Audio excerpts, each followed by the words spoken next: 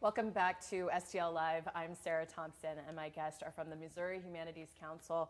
And I want to pick back up where we left off, because there are a lot of programs that you do, in-house programs that then you sort of spread out across the state. And we've covered the area with family and with veterans. I want to now move into education and maybe speak about some of the programs that you do in the education realm. Who wants to start off with that one?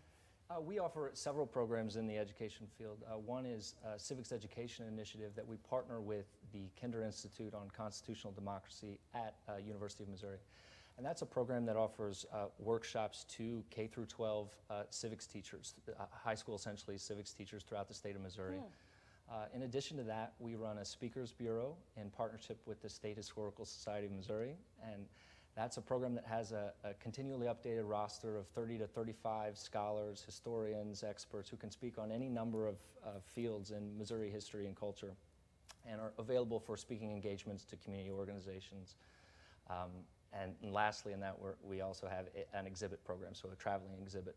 Part of what we do, I think, that is unique to the Humanities Council is shrink down larger exhibits, either from the Smithsonian Institute or from an organization like the Missouri History Museum, and travel that across the state. So there's an equal opportunity of access for those who don't otherwise live close to those institutions. Yeah, no, that's wonderful. Were you going to add something to that? Yeah, I was going to say we also have our Think and Drink series, which sometimes when you hear the humanities, you think old people sometimes.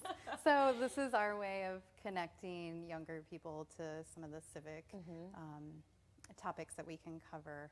And I believe our next Think and Drink is coming up in April. The date has not been set, but it's interesting that you bring that up, because I think it's an important part. I think so many people will go to college, whether they're at university or liberal arts college, and study literature and study something, and then they get out into the real world and they find it maybe hard that they want to pursue that from a passion standpoint, but professionally they find themselves in different fields.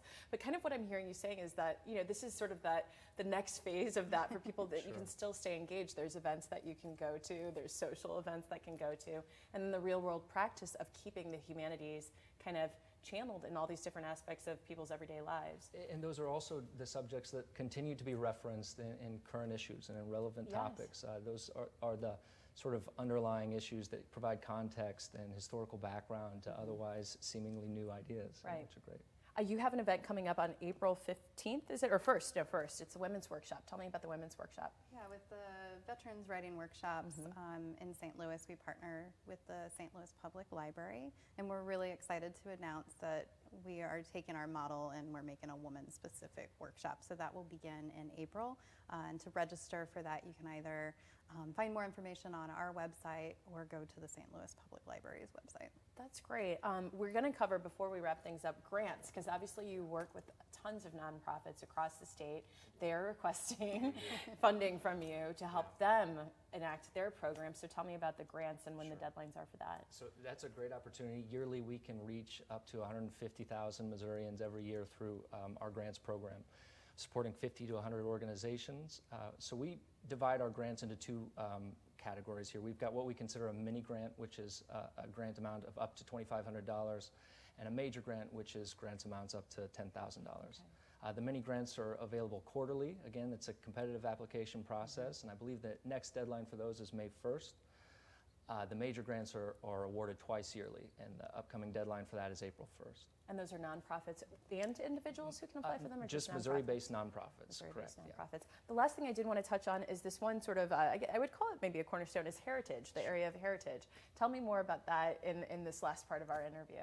Yeah. Missouri's got a unique history and heritage as its part in the country as a whole, but also just unique to itself. So we've got programs that explore Missouri's German heritage, its Civil War heritage, and also most recently its Native American heritage. And I believe you gave out the website earlier. All of that information is available on the website, and you can see kind of the interesting stuff that we're looking to catalog and explore and really tell a comprehensive history of these stories throughout Missouri. Yes. Well, yeah, no, I mean, really, again, tremendous work, and I don't think a lot of people understand fully when they hear Missouri Humanities Council everything that you're doing, but really great stuff, and thank you for sharing all the information about your programs. Thank you. Thank you. We've got the information there for you on the screen. It's Missouri Humanities Council, mohumanities.org. go to the website, explore it, see all the great things that they're doing. We have it right there to enrich lives and strengthen communities by connecting Missourians with the people, places, and ideas that shape our society. Thank you again for being here. Thank you. All right, there's more STL Live right after this. Please stay with us.